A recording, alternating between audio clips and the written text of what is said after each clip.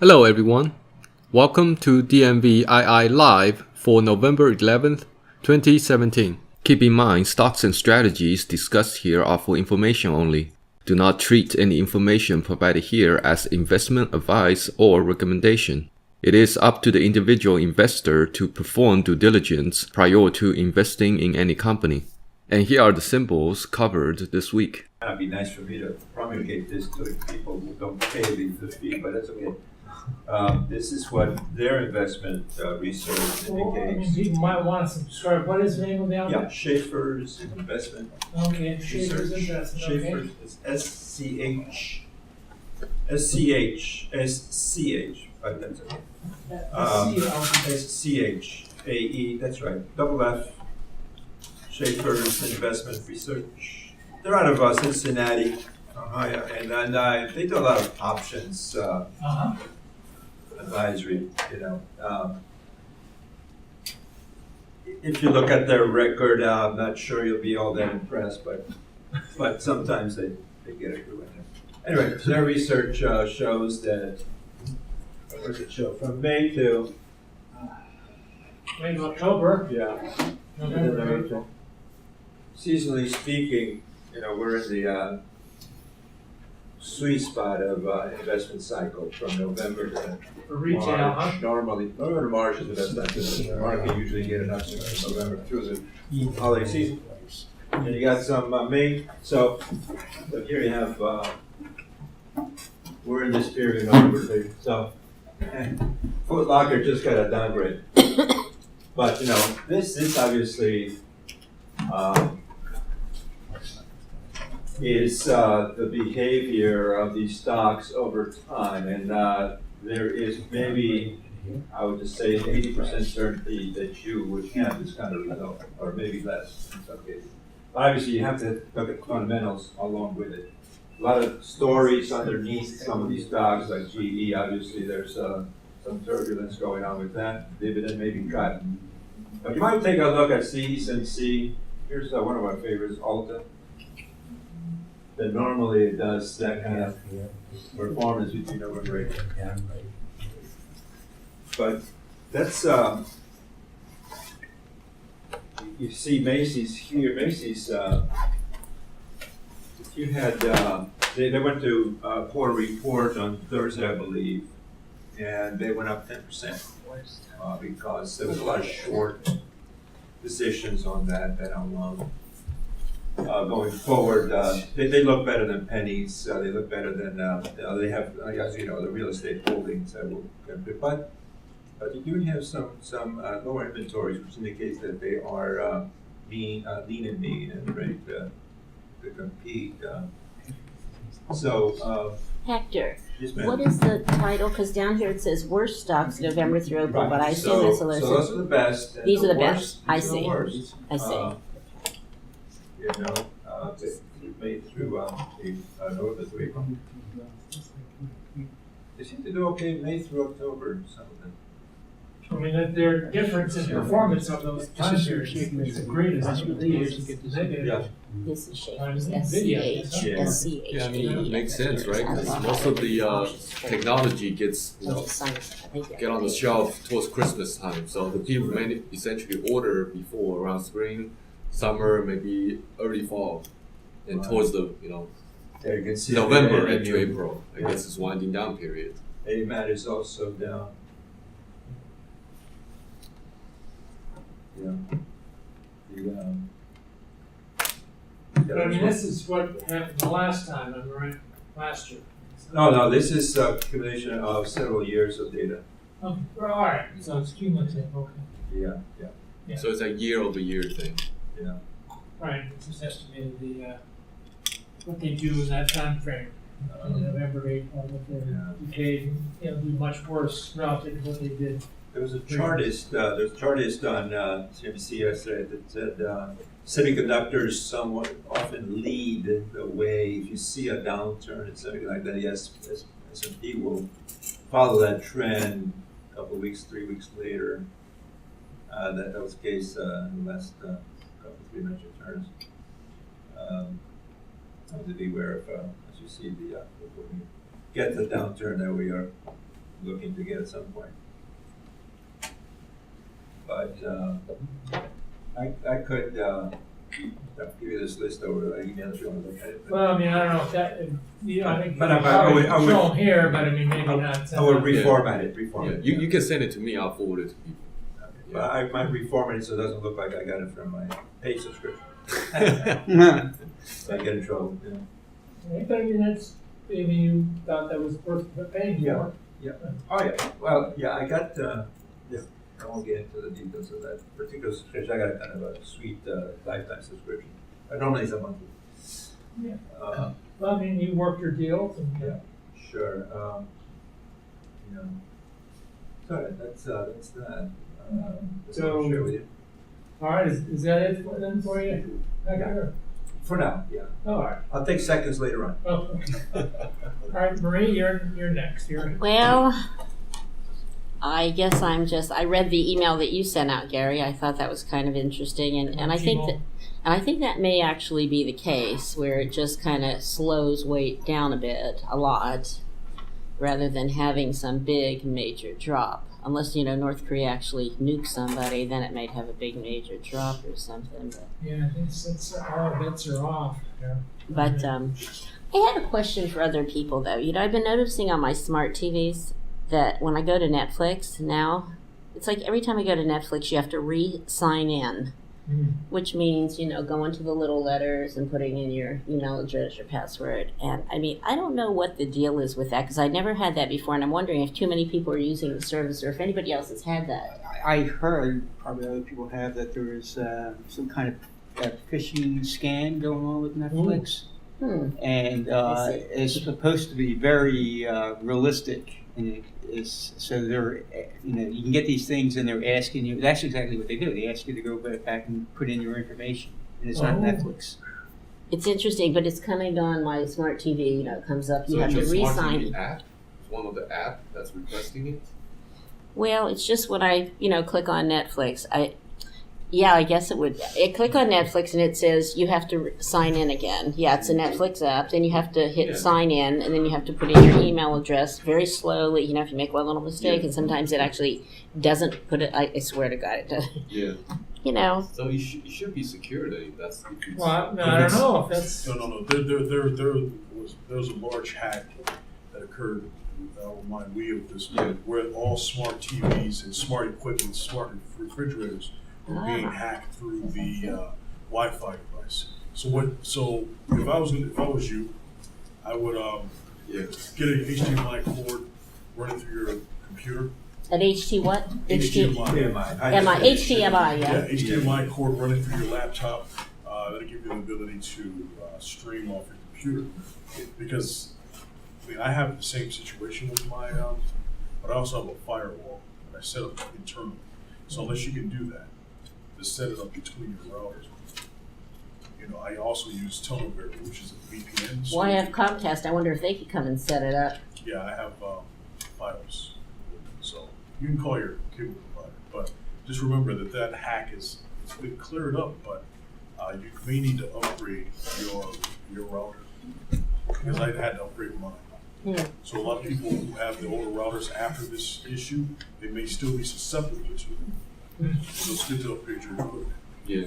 So I guess you should check whether or not you can update the application you have, because I'm sure if there's some type of flaw or security issue, they would have patched it, and then chances are they'll request you to change your password as well. Yeah, they didn't request that to change it, Yeah, but they generally, if there's a breach, they would request people to say, "Oh, we noticed something happened. Please change your password for your own security." Yeah, I haven't noticed that. Yeah, but using what Noel said, essentially you just have an extended monitor for your laptop, and now you just browse through the bigger screen. Yeah, it's kind of in my bedroom though. That's kind of a hassle because then I have to take the computer down, into the bedroom, and I do have 3 computers. So it's interesting though, because like I said, for years I've just been able to click on Netflix, I mean, that sounds like it been hacked, yeah. So about Netflix, do you think Disney will be their competitor? They announced Bob Iger that he's going to undercut a bit, offer their streaming services at a quote-unquote significant discount to the Netflix offering. So let's say they come up with $6, $7 a month. They take business away from Netflix. I guess depending on what content they're going to provide. Who knows? Maybe the competitor is the one who hired the hackers, so it's a hassle to get onto Netflix, and now people go, oh, this Netflix is really like Comcast. The thing is, I think people are just going to go with whatever, if they provide the same content. Of course, Netflix produces a lot of their own original shows and stuff. I think if they provide the same content, people would be apt to change. If it's less money. I'm only paying $7.99, but God, I had it years ago, so. So you're sort of grandmothered in? I'm grandmothered in, yeah. None. Instead of paying the new whatever people are paying now, what is it, like $10.99? Yeah. All right, That's so is it. that it for everyone? That's it. All right, Dan, you're next. I haven't bought any or sold anything, but I've been watching TRT. And I came across this because it's in the same, kind of a similar space. I haven't confirmed this as Orbitech. Is that Geotech? Yes, that's correct. And so I've been watching it for a couple weeks, and then it recently popped. I didn't buy it because it's such a small cap, and I've been advised through here not to buy, people, to be cautious with micro caps, things under like 300 million. And but I've been watching it, and it just popped. And I went back and I looked at their earnings for the last 3 years, and their revenue is increasing, their earnings increasing. I just want to, let people be aware of it, think about it. I'm going to look at it some more. How did you find out about it? I don't know, I was just looking around for, I think competitors or something like that for Orbitech. Signed up as a competitor. Well, the thing is, if somebody like Josh, who really follows Orbitech, he might disagree with it, and so I can't. It looks like it's. They're in the same type of area, kind of, with the fabrication and stuff like that. And testing. But they might, in semiconductors and LEDs and things like that, but they might do a different, doesn't mean they're exactly the same space or competitor. But they're doing well. And so Sometimes what you look for there is a takeover target, right? If they overtake with the that's a good question, and my uneducated response is I don't think Orbitech would bother with it. Right. Anyway, it's kind of on my radar. Maybe I can put it on someone But else's. you found it by being a competitor. I would only add an aspect of it saying it's one thing to really know a particular company and all that. And that can give you confidence about how to ride out circumstances. Right. You don't know them, and you sort of casually go, then things happen, and then you either react one way or the other way, and not really knowing what's going on, but you're reacting to the events. Right. And that may not be, you won't really believe it because you're getting yourself swept out by emotion, as opposed to be really confident that you know what's going on until you're shown with facts, saying, well, what I thought I knew isn't true. Right. And right. Jane. Yeah, but I have to admit to myself, I'm not going to know. I'm not going to be focused in this industry. When I read the analyst reports, and when I looked on the Schwab then there's like 5 analyst reports, and the Schwab account didn't show this as a competitor with Orbitech, or just say the same space. I can't say they're competitors, but my Vanguard account did. And then I just looked at their financials, and I went on their website, and I looked at the last 1 or 2 SEC filings, and everything looked really positive. My caution about it, the reason I haven't bought it is because it's such a small cap, right? Could have made 20. It was a nice pop there in the last week or so. Yeah, 100 shares, $670.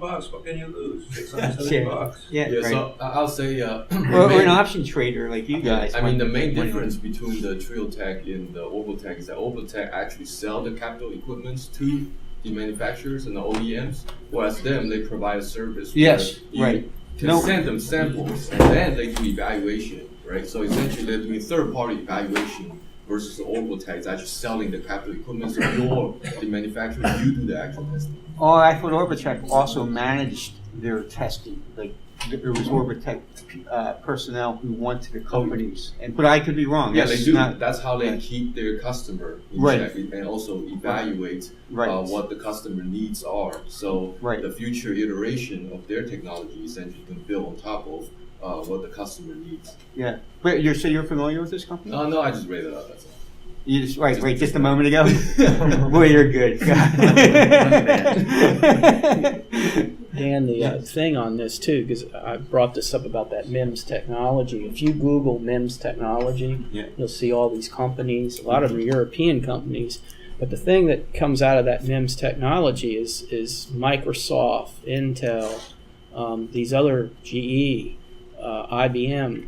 They talk about them wanting to get these products. So maybe might not be Orbitech that would want to buy this company, but it might be a General Electric that want to buy this company. Yeah. Incidentally, but TRT's been around for a long time. I think like 50 years or something. So I can't.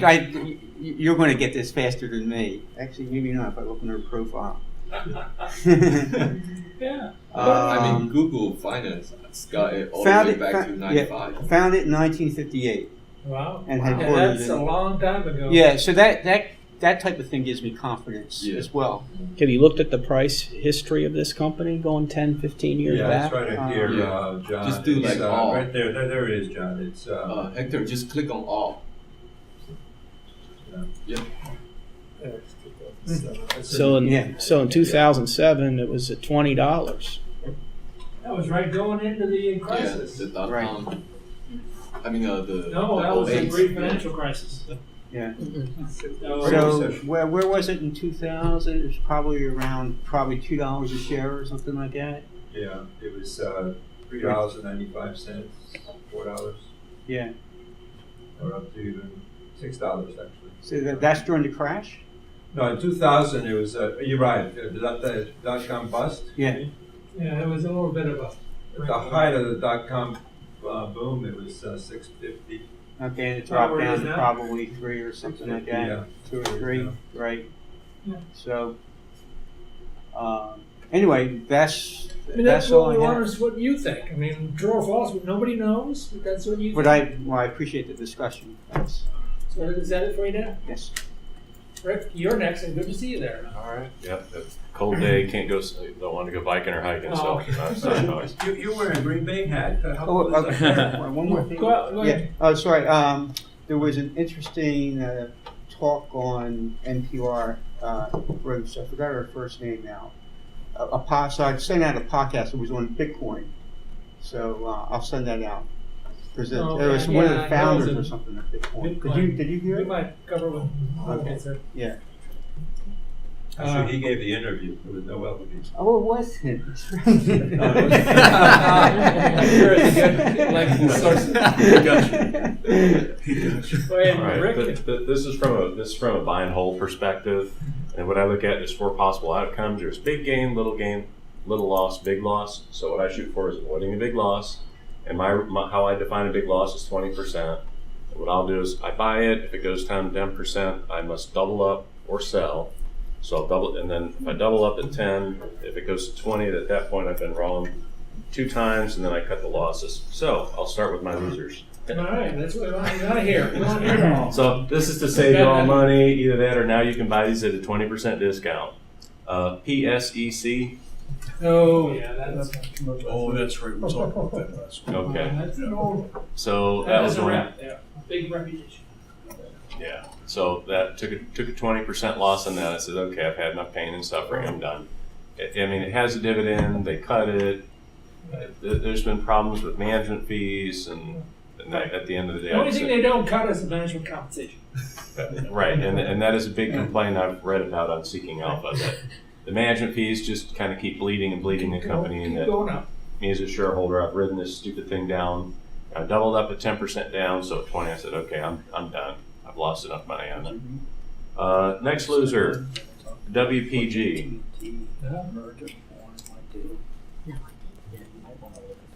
I will read the post because I thought I would read it after. No, it's not World Pay. It's Washington, like Prime or something like that. I think, yeah. Yeah, or BDC. Verizon, they feel. Yeah, I almost had the wrong symbol. Yeah, Washington Prime Group, there it is. Interesting. That's two of the same symbol. Right?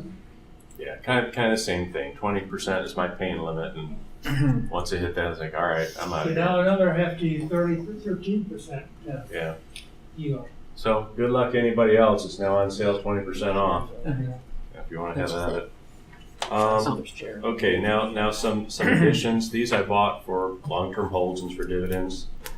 These are in the healthcare REIT sector because right now it's really getting beat up. The first one is SBRA. So currently nobody really likes them, but if you look at their dividend, they have a history of rising dividends. And so I just picked up some of that. And again, this is from the perspective of a long-term hold and dividends. And then the other one is OHI. And what's kind of neat about OHI is they like to raise their dividend every quarter. Not very much, just like a penny, but that's their brand. Yeah. But here again, they're in the healthcare sector. They took a little dip there. It's really only like a couple of bucks. It's not that dramatic. But right now everybody's kind of mad at the healthcare sector. 9% yield, that's pretty beefy. Yeah. Okay. Just a quick comment on Just- both of yeah. those. Sure. Just to, so both of those are in the, both of those are basically nursing home, skilled nursing home. Yes, companies. they're healthcare REITs. And Yes. but that particular segment of the healthcare REIT is very controversial now because they're totally dependent on government reimbursement, Medicare, Medicaid, which is always changeable and always iffy. So I'm just, it's, And You then know, if it's you go got on a lot- Seeking Alpha, the debate is this. They get a lot of it is like government funding is like, okay, so are they going to let all these old people die, or is somebody going to come up with the money? So I'm basically, kind of making a wager that I think they're still going to be around because there's a need for it, and we're all going to get old and die. So eventually, we're going to need it. Rick, two others you might want to watch. One, our friend from, I don't know if he's even alive now, from Richmond, Herb. Herb Aper. HCP, he got me in that back in Okay. the 90s, and it's down. And they spent off, I think, their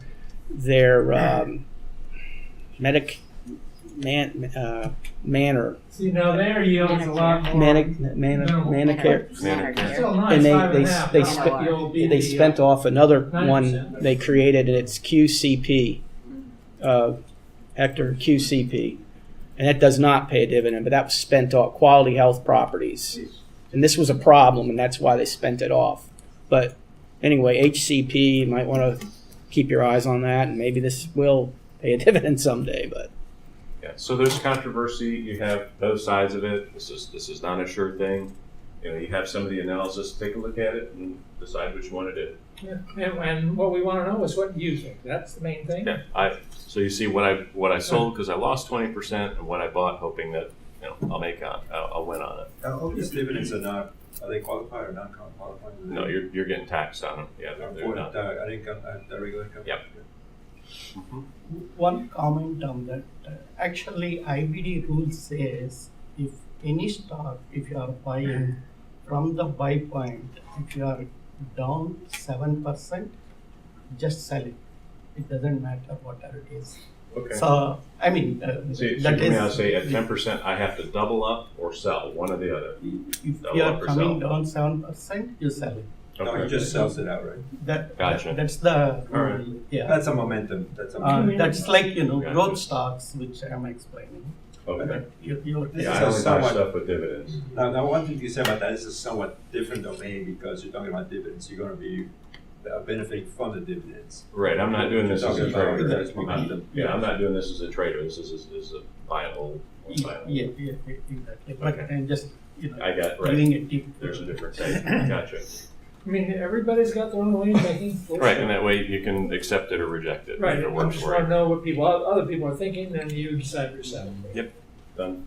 All right, Jay, you're next. I don't really have anything, but just keying off of Rick's comments, I'll just mention one other healthcare REIT. VTR, which I bought a month ago or so.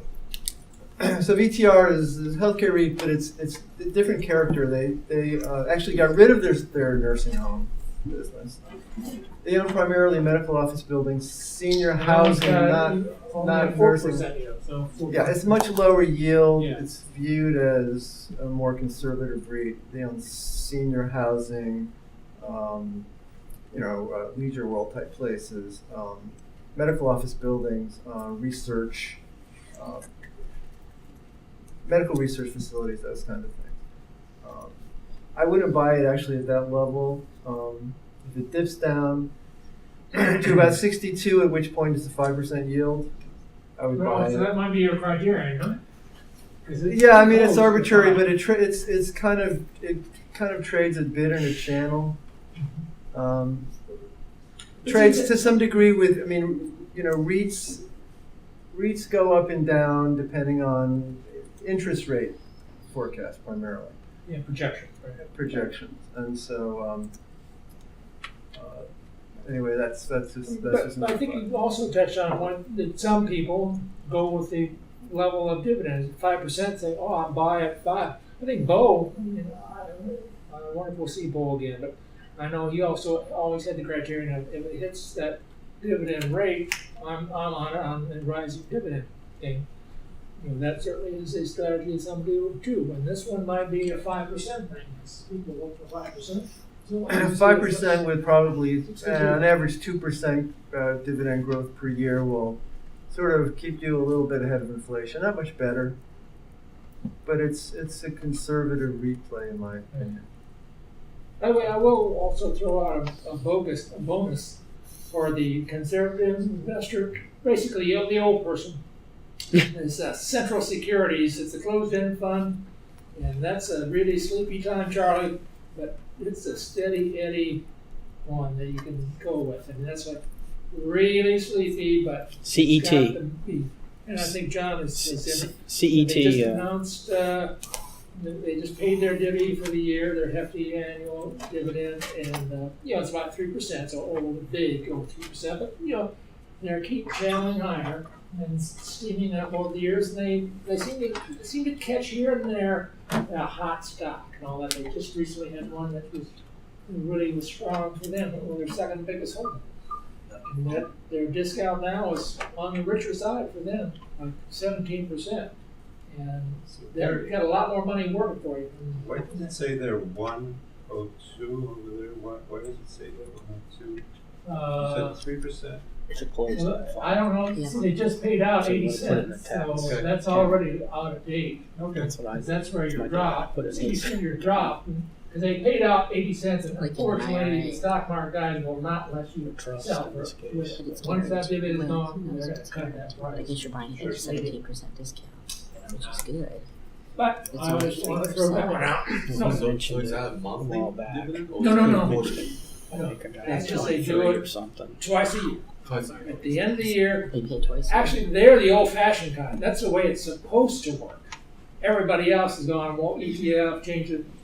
Everybody gets exceptions and all that. That's a good idea. These guys don't. They go with the old rules.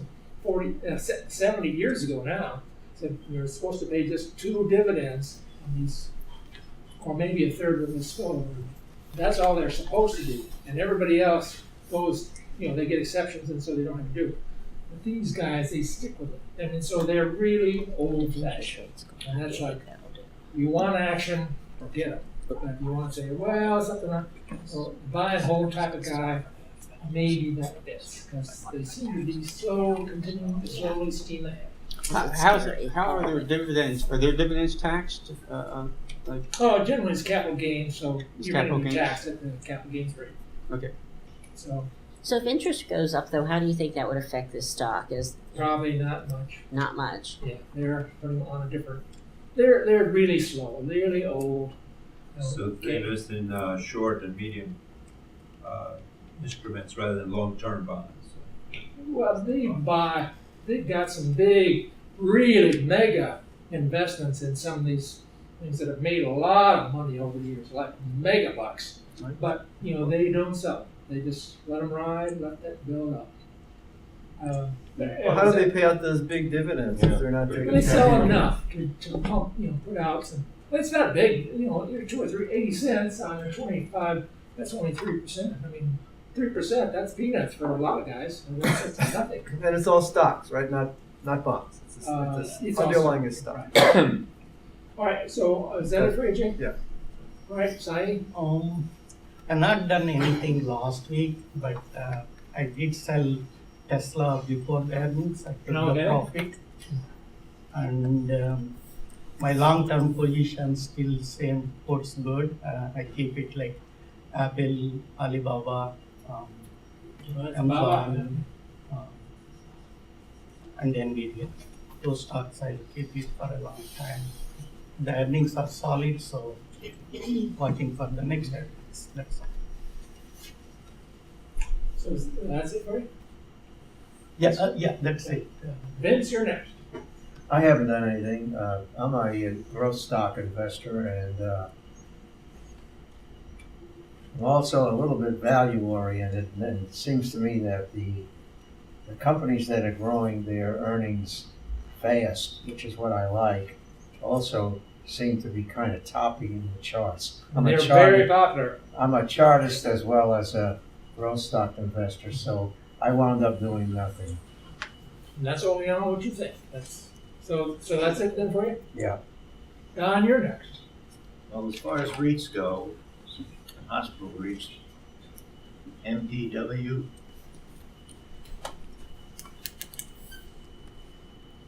I don't buy REITs unless they have a 6% dividend. No, see, Don's a different guy. Which MTW is that? P is in Paul. As in Papa. Mary, Papa, William. Oh, MPW, Mary.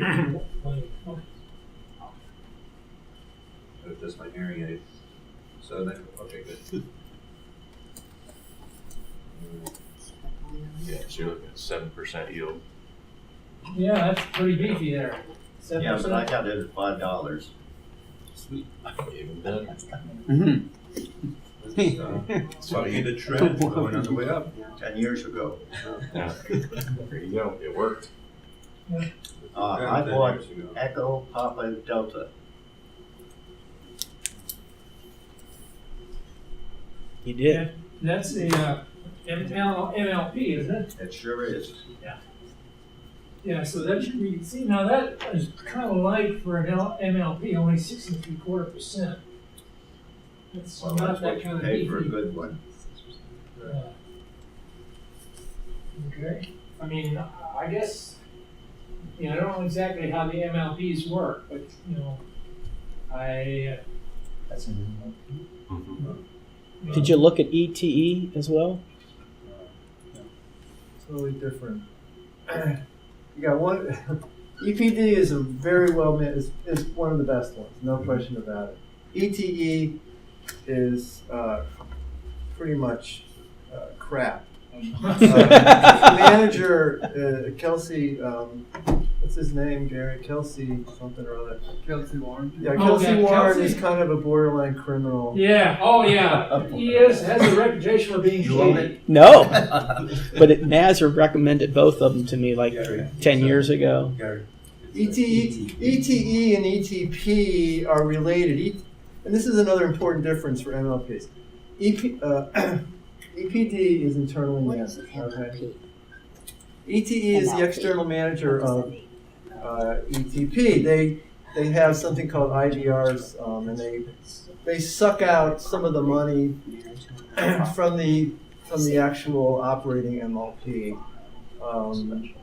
And it's all this financial engineering, and it's all ways to get into more management fees, in my opinion. I mean, they're not as bad as the PSEC folks they're the top of the top for sucking off a management fees. But they're in the game, they're playing the game. A strictly price perspective, that's a 5-year comparison between ETE, which is in the blue, and EPD in the red. And ETE kind of volatile on ETE, but kind of won the race in a 5-year period, but on a price only, not counting dividends. Right? Right. Because MLPs they just live off the divvies. I mean, that's what you're getting from them. It's really a heavy payout. So, I mean, that's just like, So why they really 6.75 pay. doesn't They- seem that they- heavy I compared mean, to some other things. they're a competitor with closed-end funds for payouts. But it's totally turned to raptor, obviously. That's it for me. All right, Noel, you're next. Ladies and gentlemen, I have a stock for you today. Wow.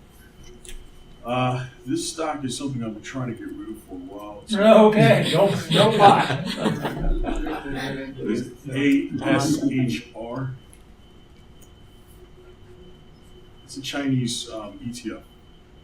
There you go. And so I've talked to my CPA. I'm trying to figure out what type of tax implications I have when I sell. But it's really high right now. Better over a year. Yeah, a lot longer than a year. So, problem is just figuring out how to get these, capital gains into my pocket and reinvest them into something else. For Chinese ETF stock, as you can see, it's for the last 2 years, it's been an uptrend, not really being affected by the downturn that China has experienced in 2016. It's really done. It's really conservatively. There's a conservative portfolio where all the assets are managed reasonably well. Now, as a CMA and as an accountant, when I look at their balance sheets, I don't understand what's going on. So that's one of the reasons why I'm trying to get out. I'm not a CPA, but I'm a CMA, and I can understand the pro forma statements. But they have what's called H filing in China, which is very complex. It's just a little bit over my head. So I'm struggling with. I'm winning, but I want to get out of it before I lose. So it's if you're looking for a safe stock for Chinese, getting a Chinese market, I recommend this stock. It's actually great. It's done well for me. What happened there, Noel, in 2015, that get at $55 up there, $55.17 for a high, and then dropped to 22, so you lost 50%, but then you caught it on the upswing there. Yeah. No, they dividend something like $8.50 if you look at that, between 2015 to 2016. Why do you want to get out of it? And the one in 2015 was the time when I'm telling you. Gotcha. Yeah, that was a dividend payout. Right? Okay. yeah, and the one in 2015, I think that was when they the Chinese market implement the circuit, the short circuit essentially, and then caused panic. Oh, right. Yeah. So other than that, you guys can see that the stock has no real abnormalities. It's a very good stock. The only reason why I want to get out is I want to diversify my foreign holdings. This is one. So within this stock, it exposed me to another ticker, which I do recommend. And this ticker is also Chinese stock. It's CREG. Oh, yeah. Now, people who know me knows that I've been working on this strategy for quite a while. Now, this is a Chinese recycling company. Now, I want to stress this very, very clearly. The future deals with recycling and water. So this is a great winner of mine. I speculated on this one. I should have bought more, but it's a great stock, and it's still a great No buy. dividend either there. It's still a great buy because you got to understand the potential for recycling in China is extreme. They have. Let's just say there's a recycling waste management issue that's something that we've never seen as a modern civilization. But this company is very profitable and is doing excellent. What's the recent spike? The recent spike deals with possible. There's Trump speculation from there. So. Trump's it's because Trump isn't. A lot of people say it's different things, but Trump's in Asia, so that's a lot of Asia stocks. Well, Even the ETF that I just mentioned rose when Trump went to Asia, so Asian stocks are kind of on the up and up.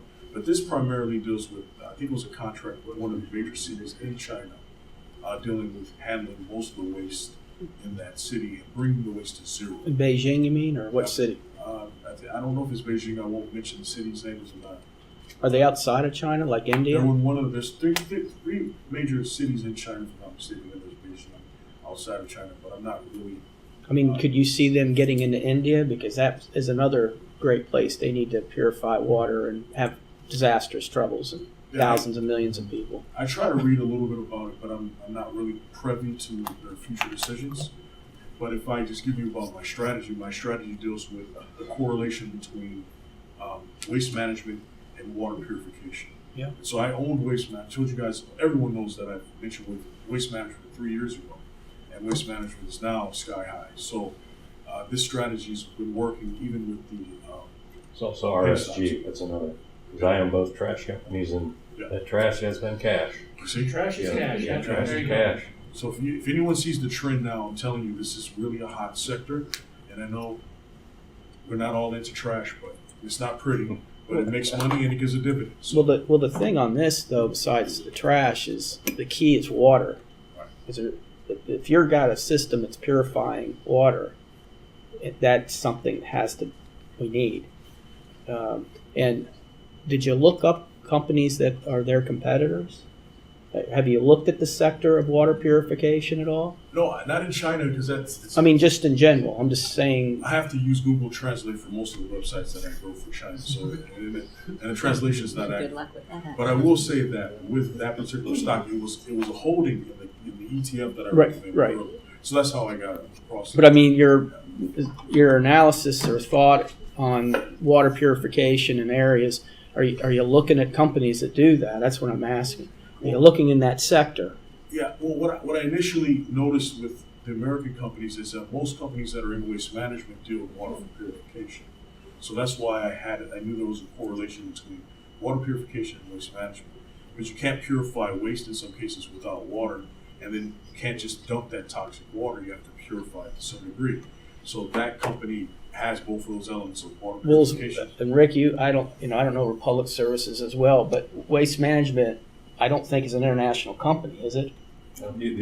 They're just doing U.S. stuff. Yeah, but I think what Noel's trying to say is that it's difficult to gauge the competition just because you have to translate everything, right? So it's that great, and also they can claim they own 90% of the market share, but how can you trust them? Right. So I think she's got a question. I do. As far as waste management goes, are you knowledgeable at all about waste management as it pertains to like hospitals and more toxic waste? Because I know that's kind of an industry is that part of what you're looking at? I mean, there's a hazmat aspect to waste management.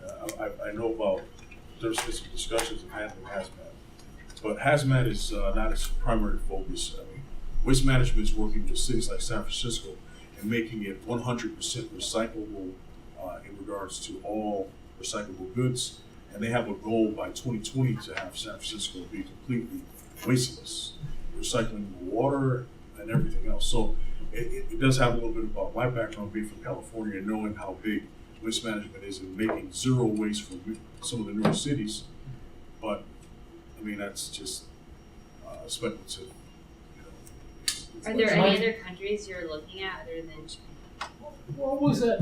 People might want to Google that about. What did you say? San Francisco to be?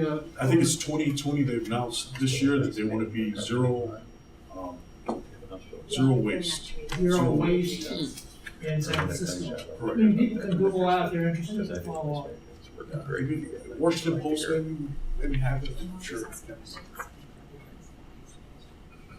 So is that it for you know? By the way, one more thing I wanted to cover. What about this $250 million in it's got frozen there in that Ethereum in that initial coin offering?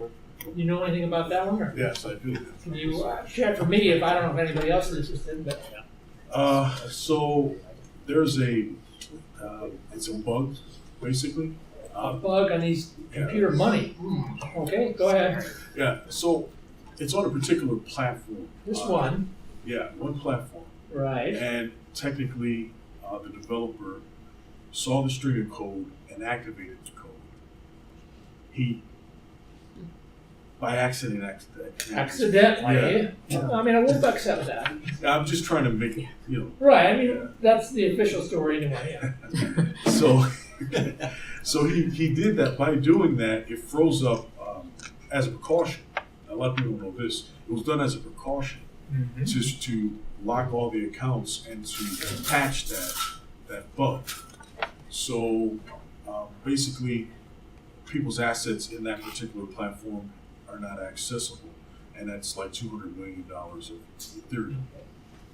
So, doesn't that remind you of Mt. Gox?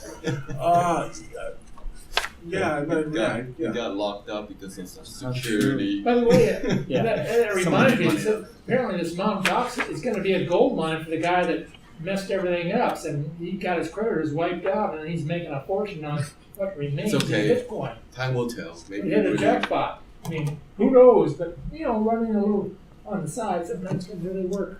Yeah, I mean, all of this is happening to bring attention to Ethereum, but I think whether it's an accident or no accident, it's going to actually benefit Ethereum for the following reason. We know that bug will be patched, and they just announced a bond system, which is different than proof of work. So, not to get complicated, but basically the bond system, the minimum buy-in is $300,000. So with that, that's the first time that any crypto has done that. So what it will do is pretty much bring the future value to today and speculate on a higher return for holders. So I just think it's too convenient, because I think people are going to start being involved. They want the price to drop for this bond program to kick in, because as it stands, it's $300,000. It's a lot of money to be bonded for. That's a lot of money for most. I mean, maybe not big hitters like you, Noel, but wow, that's a. Do you think this bug could undermine the faith or trust in all cryptocurrencies, because people will start saying, well, there's all these hidden mechanisms, it's very opaque, and there could be manipulation. We're just kind of hoping and guessing that it's safe. Well, Ethereum blockchain, there's a lot of fans that are for that, because mostly you have to look at the strata of crypto. A lot of people, when we talk about it, don't look at the strata of crypto. Most people who are behind Ethereum are developers, are computer scientists, people who are really involved in technology. Most people that are involved in Bitcoin are, in many cases, day-to-day traders. Doofuses are. No, that sounds judgy, but doofuses. No, it's true. I mean, they're pretty much bad, folks. Yeah, there's doofuses in it and idiots in it as well. There's an item in the journal about quantum computing, and they're starting to make progress. And the point is this: with quantum computing, it's like 10,000 times stronger than what we have now. And the big fear is for national security, for banks, and for the cryptocurrencies. Somebody cracks that nut for quantum computing, the cryptocurrencies are screwed. They're toast. It's a moving target. Right. So I just throw that out. But just Google quantum computing. Somebody cracks that. That is really going to be a world-changing event. One of the great things that something about it that they mentioned that it may take at least 10 years, so they still Right. have room Yeah, for right. speculation. I read that, but I mean. Yeah, there's remarkable stuff. Just read about quantum computing. Yeah, it's not there yet. So keep it in mind. But we can just answer that question: how many people have a quantum computer in their bedroom? I mean, no one has it. But they're in the labs. They're starting to get some of it to work. And in 5 years, it may be in our pocket. Who knows what's happening? By now, and no, I mean, it's like I don't really have Because of time the to read military as much as I applications. could, so I don't really know. But you guys who know about technology, please tell us. Yeah, the governments are really into it because of the military applications are awesome. So China and the U.S. are all over it, and I'm sure the other Russia is too. Well, Rick, with that quantum computing, then though, the thing about blockchain, which I like from a budget standpoint, point to point, we'll be able to do it with quantum. Well, the whole point of quantum computing is now you can compute so quickly it defeats the whole purpose of encryption. Right. And therefore, But I mean, I guess with the concept of blockchain, it makes a payment much quicker. I know in my world with grants and issues, if we go end to end, we aren't tying up more money. We're not worried about exchange rates as much. That ideally we would like to go to that type of format of making payments. So with this quantum computing, my question to you is, will it help commerce to go end to end? Will it help to make payments very quickly instead of tying up resources to do exchange rates? More resources. Right. Just because. So it won't make it easy. Just read about But it. then this is all You'll see. theoretical right now. Okay, so- exactly, because what we're doing is we're taking a theoretical and we're Yeah. applying it to the reality. Yeah. And that's Reality now is blockchain is Yeah. on I its mean, rise. because what you have is the amount of computing power and energy that's used for blockchain technology and mining has exceeded multiple nations, and the hash rate is astronomical. And so to take a hypothetical and say that this hypothetical can just go through all of these nodes and then take all the encryption out of that, that's beyond Star Trek stuff. As in our No, because they have it working at a very small scale. but remember, On a very small scale. quantum computers, and I love you, Rick. Quantum computers have to function at absolute zero. A lot of people don't know that. It takes absolute zero code in order for Room temperature. exactly for it to function, and I don't think anyone has access to that. That's serious heat. China and the U.S. do. I'll say China, U.S. and Russia does. Well, I mean, you don't know what the Norks have too. But But around there is an antidote to the quantum compute threat to encryption, and there is a different technology that deals outside the realm of beyond the realm of zeros and ones. I read how foggy memory, reading an article, I think it was 3 months ago, about a new technology that would take the ones and zeros out of it and have a different technology to apply that quantum computer would have no effect upon it and make the encryption that much. So that would be ultimately the antidote.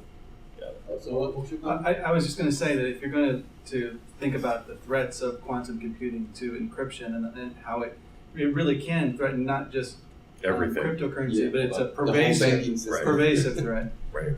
But if you do look into it, also look into the fact that it is a moving target, like he said, and that the encryption technologies are moving too. So NIST, the National Institutes of Science and Technology, they are actually currently and have been working on quantum-resistant encryption, which is coming too. There will be new standards. The encryption standards will change. So it does sound extremely scary if you look at some of the capabilities that they anticipate will be available with quantum computers. And even just this last week, IBM announced they've got like a 50-qubit quantum computer. So it's moving very fast. But I wouldn't be too panicked about it, to be honest. I think that the encryption is going to move along with quantum computers. Hopefully. Okay. I don't know. I guess we're gonna move on here. Okay. No, I have anything. All right. All right. Now we're the lady there back in the corner by the bed. Well, I've only read a little bit about Bitcoin because I wanted to get back on it. But it has been so confusing because now they came with Bitcoin Cash, and then everything, all the alternative coins are pretty much losing, and then Bitcoin Cash is winning, and a few of them are winning, but pretty much it's all going to Bitcoin Cash. So now I don't know what to do because I was thinking about doing something. I mean, with join the Bitcoin, crowd. but now I'm just looking at the thing and I don't know what to do because according to this guy, Bear, the one that is called the Bitcoin Jesus, he says that the Bitcoin Cash will make it easier to do Bitcoin cheese. He's business the head applications, guy in whatever, Bitcoin. faster, whatever. And so everybody's jumping into it. And I'm here like, just came here to see what do you think? Because should I then buy both a little bit of each? Are they all going to die? Because this is scary. Like I've been asking people that I know, and they tell me, why would I use Bitcoin? If I have PayPal, I have this, I have that. What will be the use of this Buy technology? stocks. Well, and then I'm like, maybe they're right, but then, I don't know. I just want if to you hear wanna the buy computer something guys in here. They secret, know more because I'm not a computer person. Then I wanted you guys to please let us know a little bit.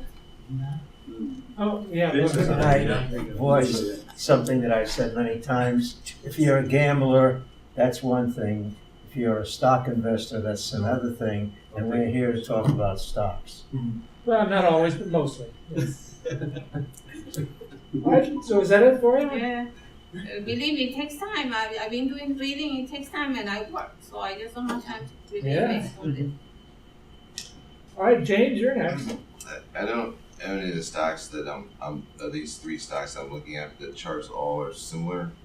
I'm looking at them because their PEs are relatively low and their charts seem to turn for the most part. And I don't have any of these types of stocks in my portfolio. I'm talking about international financial stocks. So I have three that I'm looking at. ING,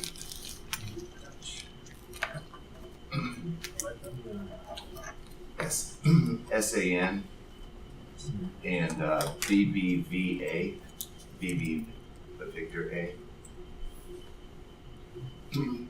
And I'm just looking at the chart, and if you pull it out a little bit further, and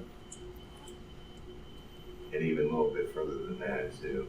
Or you can do a comparison Yeah, between it them. looks like it may have bottomed, so they're all paying a nice little dividend. I don't have any of these types of stocks in my portfolio. I have a couple major American banks, but I have a feeling that at some point, big money might start piling back into these stocks. Just my thought on that. And I don't know if anyone's invested in these types of companies, but I don't have a lot of international stocks in my portfolio. So these are, I'm not saying I'm going to buy all three of these or even buy any, but this is something that I'm looking at. What is ING doing these days? Because I had an account with them years ago and Capital One bought them. Yeah, now I think they're also, I haven't researched them all the way fully, but I think that they're mostly, I think they're a Netherlands-based bank, right? So they may have sold one of their units in the States, but I think they're big. Because their thing was that they didn't have any infrastructure. It was an all online bank, which kept their interest rates really high. And then, you know, 'cause for a checking account, it was good. And then, they just one day, Capital One said, you're now Capital One ING. And I think that might have been what they were doing in the States. I don't know that it has necessarily with it, but I don't know that much about these companies, but I just noticed, for example, this company right here, they're one of the largest banks in Spain and also in Mexico, right? So I'm just looking at their PEs, and they're actually less than the American counterparts. So just throwing that out there. Don't know if anyone's Yeah, I looking mean, at that's what we want to know what you think. I mean, throw it out, nobody knows, but that's what we want to know what you Well, think. I mean, I think that would be reflected in the stock, maybe. I mean, it's already dropped, so. There's a section trying to break away Catalonia or Right. something. There's a big civil war dispute. That's been going on for many years. One region wants to break away, and some of their folks got arrested. Well, I think you as know, long as these banks aren't based in Catalonia, because it's going to collapse. I mean, it can't economically survive. It's like the size of Iran. Right. So I was thinking if I bought a basket of these things, I'm not so worried about this falling to zero. I mean, it's only $6 a share. I don't think the number 2 big bank in Spain is going to go under, but that's just me. Well, why pick that country? Oh, just any. I'm just talking about any of the international banks. Just looking I at just low haven't PEs. picked these. I follow a couple of big hedge funds, and I noticed that one of the hedge funds I followed, they're loading up on some of these stocks. Oh. So If you have the urge to do that, then you're British. There are a lot of British banks. They're as low as they're going to get, but they will not go to zero. Right. So if you have any just itch to go overseas and buy something because you don't have it, British stocks. Are you putting it in your Roth? yeah, Many, me and my a whole bunch of Yeah, them. okay, I recommend that because, like I said, it's hard to sell after you fall for, dealing with a foreign stock now, so. right. I don't really like putting foreign stocks in my Roth because of some of the extra taxes, but it's an account I really diversify. I So didn't think your Roth got taxed. You just make one point about the PEs being low or the bank-owned co-banks go to zero. It may both be true, but Bank of Santander, this used to be one of the well-run bank, and they diversified into lots of different countries and currencies, and they basically took on like bad loans and they brought down. So these banks may not go to zero, but they keep diluting the number of shares outstanding. So when you see the stock price chart or whatever, you have no idea what the number of shares outstanding is. So that is one of the reasons stock is down. So the more shares outstanding, the company is worth less. That share price per share is going to be even worthless. It can go all the way to not to zero, but still company can exist.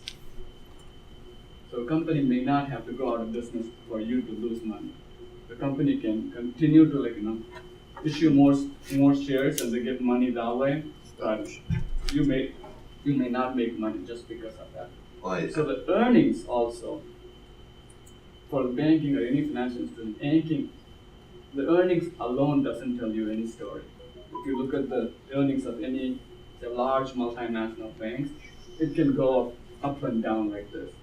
So you need to have some sort of understanding of the loan book, the asset base, to have some idea on that. Right now, I did notice, I think, I haven't researched them fully, but I do believe that these, at least this company, ING have beat earnings on the last earnings. So That other issue, the Bank Santander was issuing stock instead of money for quite a long time. I don't know if they're still doing it. So to pay their dividend, they just issued more stock. So is that it for you, James? All right, the boy next to you. It's good to have a young person here. That's really you're the youngest. $10. What would you do with it? What would you do with it? Invest it. Yeah. Oh my God. I think we got the youngest member here. Yeah. What are you doing? In what? What would you invest that $10 in? Oh my God. He's a winner. I wish I was like you at your age. Perfect. All right, everybody buy Apple. Why would you do that? They make lots of money.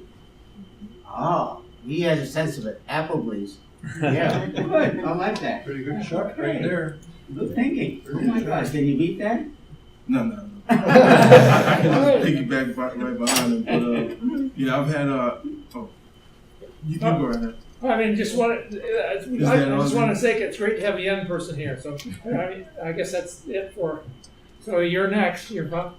Yes, to piggyback on him, the Apple stocks also. I bought when it was down to I believe $96 about 2 years ago. So it shot up to 178. Now I'm not an avid stock buyer, but there's actually a couple companies that I invested in, which was AABA, which was previously Yahoo. So Yahoo was down on stocks maybe about, because I'm a technology investor, so Yahoo was down maybe about $34 for the past 2 years and changed CEOs of that nature. But it's gone up, it shot up to actually $74 and it's still going up, so peaks are going high. So, but I haven't really checked the dividends. I'm not savvy on the dividends and type of nature. But just, and there was another company, which would be MU, which was a microtechnology. And the SGLB, which is Sigma Labs, and then SGLB? Yes, SGLB. Is it B or D? B. B, Gary? Sigma B, Labs. SGLB. These were penny stocks, when it started out. So it's been maybe about 4 years when it was like less than $1 per share. So it has been going up, and from what I understand is because of the introduction of AI technology and that nature, these companies are going to boom within time. So. And there's one more.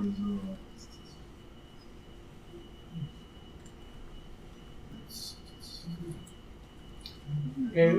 So you said you had one more, or is that? Yeah, there's one more. Liquid metal, LQMT. Now prices have been slowly going up, but LQNT? Yes, LQMT. M is Mandy. LQ. M. Yeah, M. Oh, M is in what? Okay. Liquid metal. Yeah. So these are penny stocks. Who's that? Yeah, with $10, you What can buy a did few they- shares in that. What is?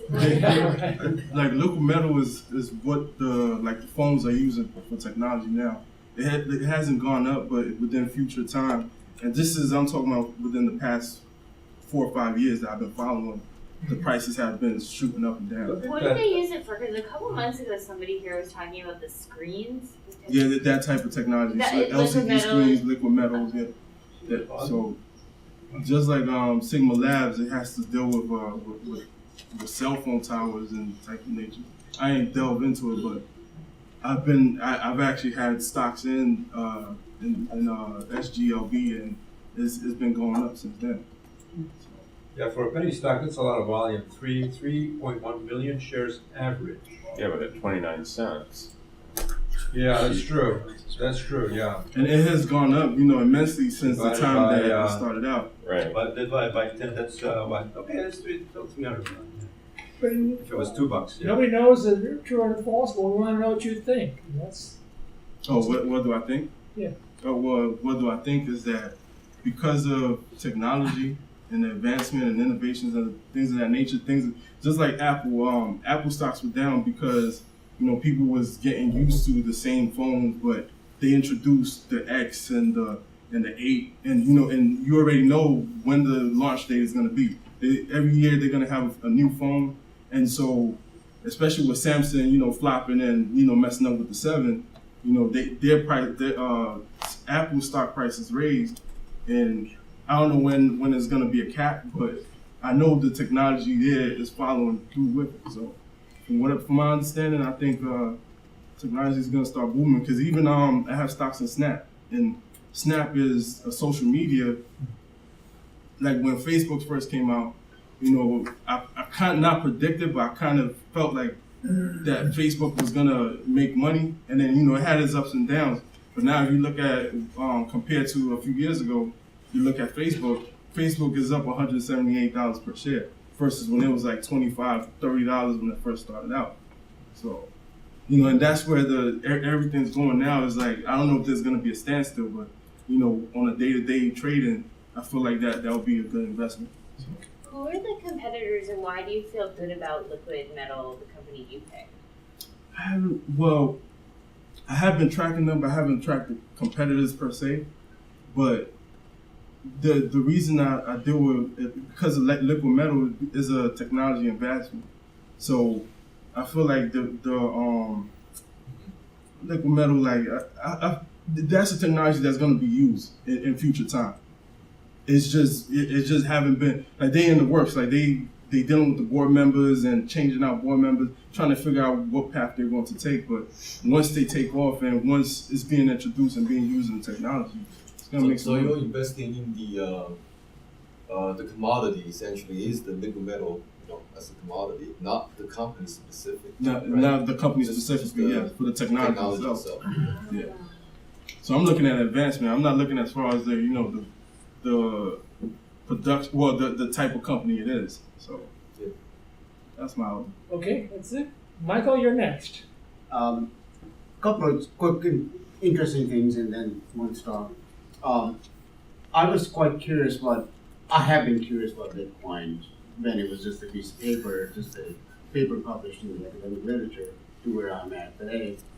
I wanted to see how can you use Bitcoin? Can I give it to you to buy something, a book from you, or get a Coke from the machine, or whatever? If you look up how you can use Bitcoin, you come up with big names like Overstock.com, Microsoft, and fish and chips in London, and stuff like that.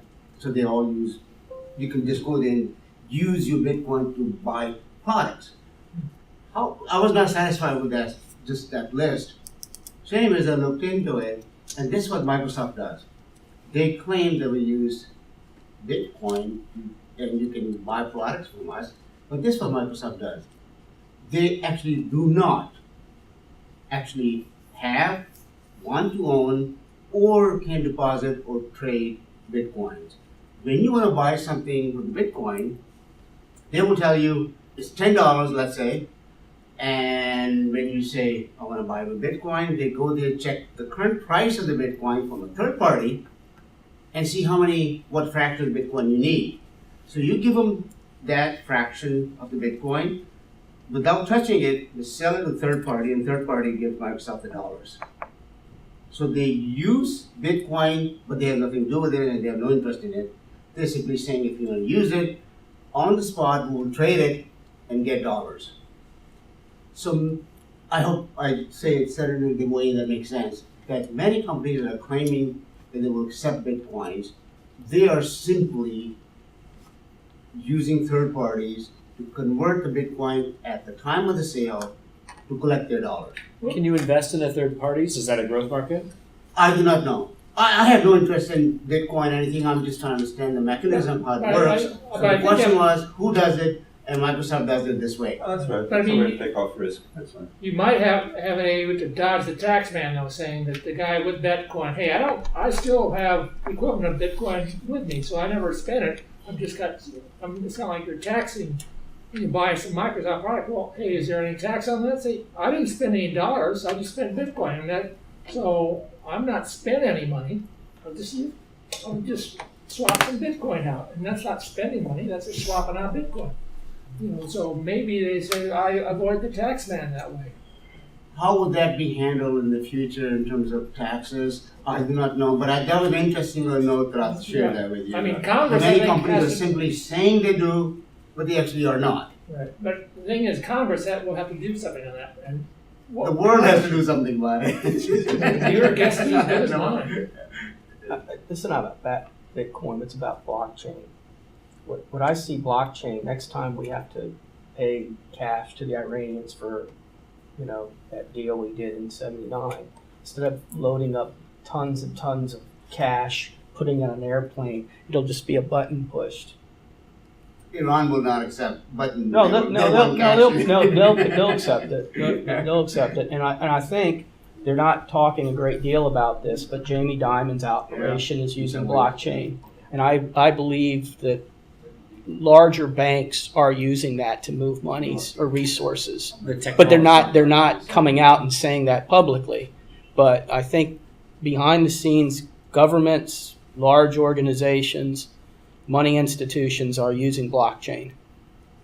And again, we wouldn't have to put 3-4 airplanes in the air. We wouldn't have to waste all that time and just be done. And it's very secure, as Noel talks about these forks. Supposedly, these forks make it even more secure, right? Is that correct? Yeah, you're on the right fork, I guess. Well, so let me transition from that comment that he made. So anyways, Bitcoin question asked and answered received. Second thing is that many companies like AMD CEO made a statement the other day, and then MU and these are manufacturers.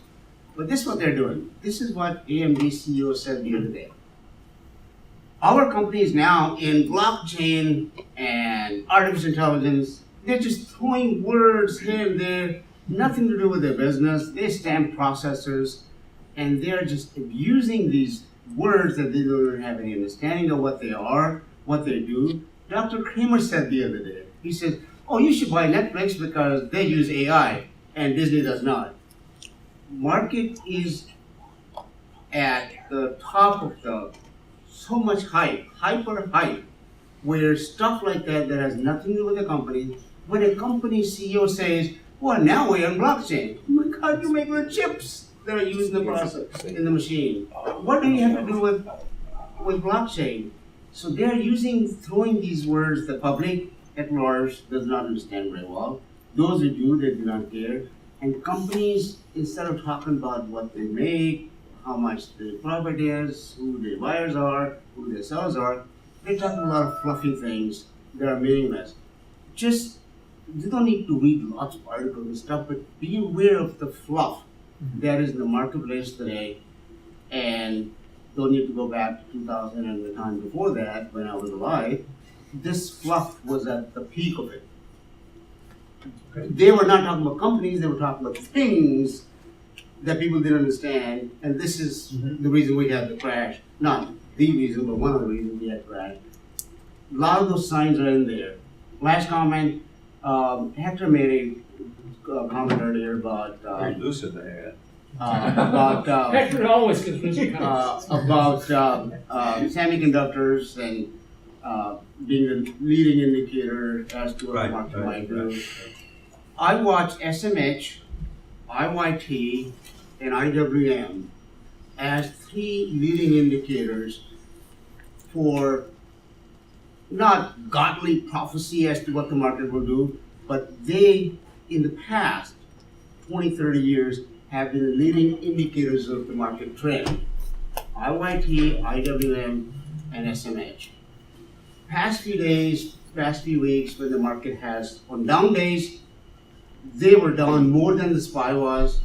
On up days, they were more than the SPY was. So it looks like they have the stranglehold in what we believe today, so far, based on the history, that these three, and there may be others too, actually do going to the stress of the market, both negative and positive. And once you've done that with that, the stock of the day is, as people were talking about earlier, GEO. GEO. And then I'm done with move on. Just something to think about. Anybody? Is it Geo Drill or Geo This is it. Geo. Geo is the Geo prison. Group. First one. Geo Group. Is that the prison REIT? No. Okay. If you look at all, click on all. Here we go. That's the performance over the period of time. Good and bad. So something you guys will look at later on. Just wanted to share that with you. I'm done. All right. Take your time. Can I make just a response real quickly on the issue of like AMD and the blockchain and the AI terms being thrown around? Actually, it is very real. I think if you do a lot of research in this area, there are certain semiconductor companies like AMD and NVIDIA that develop chips that are uniquely designed to do artificial intelligence. They're uniquely designed for applications like autonomous driving and doing the crypto necessary for blockchain and Bitcoin.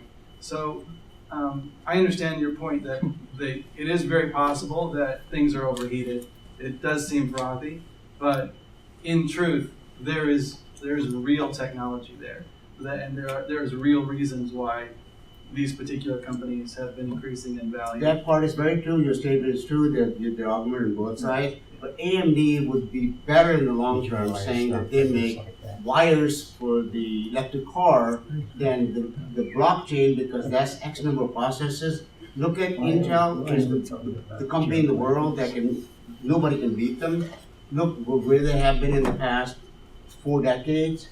Intel just said they're going to go into They all say, my God, it works. Bitcoin works. Anyways, yeah, your point is very well made. 2 years ago it was cloud, and today it's AI. And I get you. Just to realize that in the 70s, AI was also there. That's where it comes from. This is the second top of the AI. Anyways, sorry, go ahead. Go be your next. We're getting around down the wire here, so yeah. Yeah. So this is the company that I want to talk about. It's Equity Commonwealth. It's called, symbol is EQC. This company is controlled by Sam Zell. How many people know Sam Zell? Oh, yeah, looks like He's a grave dancer, is what his. Yeah, he's a grave dancer. Yeah. He's a billionaire, and he made predominantly his money in real estate, mostly in office-based real estate. And maybe a year or 2 years ago, they started buying this company, and they control the company now. And they sold out lots of office properties that they thought was not worth holding on to for a long term. And now the company has like $2 billion in cash and $2 billion in properties. And basically, you're betting that Sam Zell is gonna find a decent way of employing this capital over time. And this has been the case for a year or so. Last night, or maybe day before, they announced that they were exploring some options with Forest City Realty.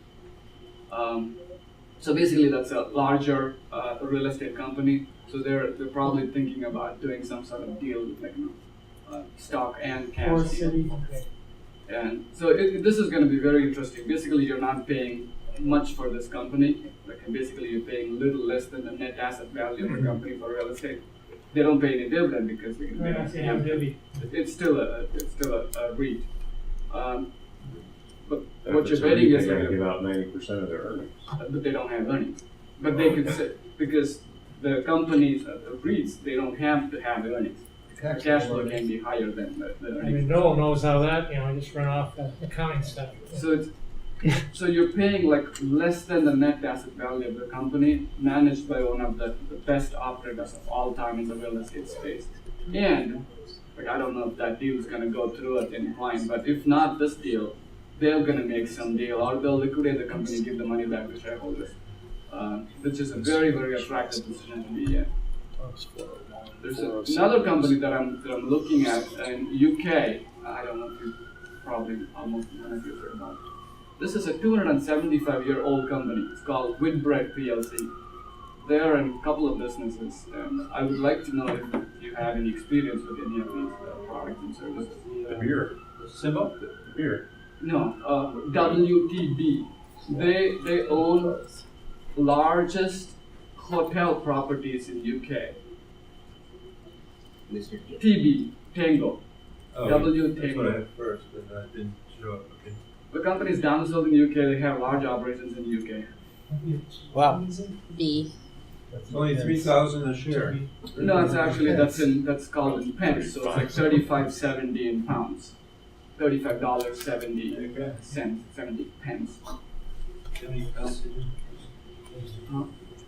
I just wondered if somebody had some pounds that I can borrow. So they own a hotel property chain called Premier Inn. So they're not a motel, but they're like budget hotel. They predominantly cater to like a business travelers to a large extent. Average night cost about like 110 pounds a night. And the management has done an incredible job of like developing the property, as well as they own another coffee chain brand called Costa. They're actually, incidentally, they are the second largest coffee chain in the world. They have about 3,300 coffee chains all over They the own their world. properties? They do. No, they own the brand. They are a franchisor. So I wonder. There is no Costa in the U.S. There is no Premier in the U.S. They have large operations in UK and all across the world. I wonder if anybody have gone to UK and stayed in one of these properties. I know somebody actually was a professional soccer player in Scotland, and was just well sought after job. He became a coffee barista at Costa. And they're taking the Starbucks business. Yeah. So that's you made my eyes pop there. Costa is actually the top #1 rated coffee brand in UK. And this is like third party accesses. And they have like 2,000 Costas in UK, 1,300 elsewhere. Not all of them are owned by them, some of them are franchises. So is there a symbol for that? No, they own that. They don't. They're Sure. call it 2 or 3 different businesses you can think about. Hotel associated with the restaurant and the Costa chain, which is completely separate. What's so interesting is they own about 768 hotels I mentioned. They own 500 of those properties, like real estate. They own it. The hotel chain, they usually don't have it. They usually have a land leasehold for like 30 to 100 years, and they pay the landholder money. In this case, they don't pay it to anybody. That's actually the reason their profitability is really, really high. And they own about like 65% of their property, like land in UK, like in London or like in the high towns. They own it. But it won't show up in the balance sheet or income statement. It will show up as a profitability. Balance sheet is carried for 275 years. They own this land. It's never got reflected, uppriced in the balance sheet. And now the company is trading for something like 13 times earnings, and the earnings are really, really understated because of the larger properties depreciation. They develop something like 40 hotels a year now. So the large expenditure, like translate to large depreciation, which depresses the income.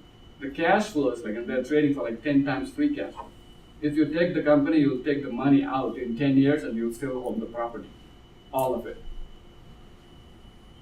I just want to throw it out to basically gain anybody back. So if they one stay quick in the question. property. One quick question. I know we're in. I noticed that the theme and the 2 recommendations that we are in a downtrend here, so you're looking at technically buying opportunities within a good chart, right? Because both this one and the previous one you mentioned are in a downtrend right now. Yeah, I don't care about the trend. I care about whether I like the business, whether it's selling it as an attractive price as an owner to me, whether I like the management, they're going to drive value for me over time.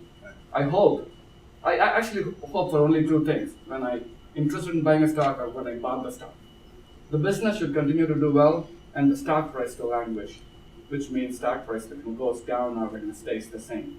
So I get to buy more, the management get to buy more, and hopefully at some point we'll end up with some portion of it. Good strategy. Okay, is that it then for you? Yes, thank you. We're actually at 1 o'clock now, so I want to open it up to everybody who hasn't had a chance to speak yet. If they want to comment or observations, or you want to share your insights, it's out of turn and it's ran out. I just want to know how you read the PE and yield of the stocks. What does it tell you about the stock? PE means price to the earnings. Price is the company price. Earnings is what the company makes per share. Price per share divided by earnings per share. It's called PE. So what is that 13 points? What does it tell us? You're paying like 13 times earnings for a company. It's like you're buying an apartment. It produces like $20,000 in rental. Yeah. You're paying like $260,000 for that apartment. Yeah, we can answer this kind of question after, because then we want to know if anybody else have any ideas or like thoughts. If you bought or sold something. This is our first time here, so maybe we can talk about it more next time. But what do you think? It's very, very nice to have. Yeah, I mean, basically we want to hear what people think, and then because nobody knows the truth. I mean, I only know what you think. Like you bought X because, or you sold Y because. Yeah, well, she's the big investor. Really. She's probably not ready to talk today. But what we're excited about is Nvidia and Alibaba. So those are two that maybe would like to talk about next time. Well, I'm a long-term investor, but most of my investments have been in mimicking, mutual funds, mimicking the S&P. And just in the last year, I started to really branch out to buying individual stocks. And of course, I'm following the hot stocks or the growth stocks because that's the sexy, exciting stocks. And Nvidia's one, Alibaba, they were up on the uptake in the beginning of the year, and I kind of chased it a little bit, but I got in, and it's done well for me so far. I'm close to over 40% returns for the year. But I think I'm not diversified enough, so, we talk about investments a lot, and I told him I wanted to learn about the fundamentals of investing.